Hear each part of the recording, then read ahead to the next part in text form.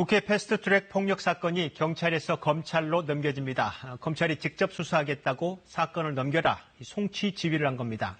넉 달 넘는 수사 기간 동안 경찰은 자유한국당 의원을 한 명도 조사하지 못했습니다. 검찰의 직접 수사 착수는 그래서 강제 수사에 돌입할 것이라는 신호를 읽히고 있습니다. 한편으로는 조국 장관을 수사하는데 자유한국당은 수사하지 않는다는 수사 편향성 시비도 고려한 것으로 보입니다. 김진호 기자가 취재했습니다. 지난 4월 말 시작된 경찰의 국회 패스트트랙 사건 수사. 소환 조사에 응한 국회의원은 더불어민주당 30명, 정의당 3명. 반면 자유한국당은 단 1명의 의원도 소환에 응하지 않았습니다.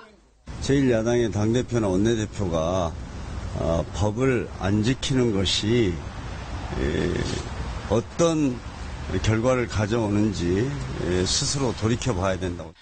3차례 이상 출석을 요구받은 의원만도 31명.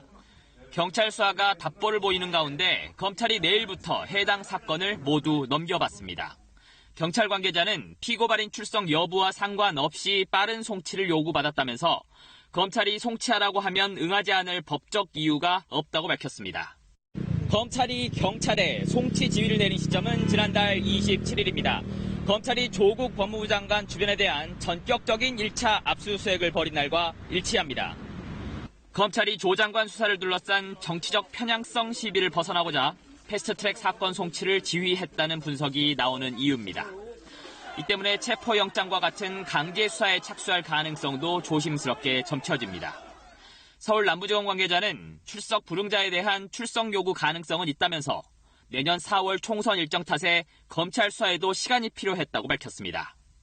경찰은 문희상 국회의장과 이해찬 민주당 대표에 대해 불기소 의견으로 송치하지만 폭력 사태와 연관된 의원들에 대해선 기소 여부 의견도 내지 못한 채 사건을 넘기는 것으로 알려졌습니다.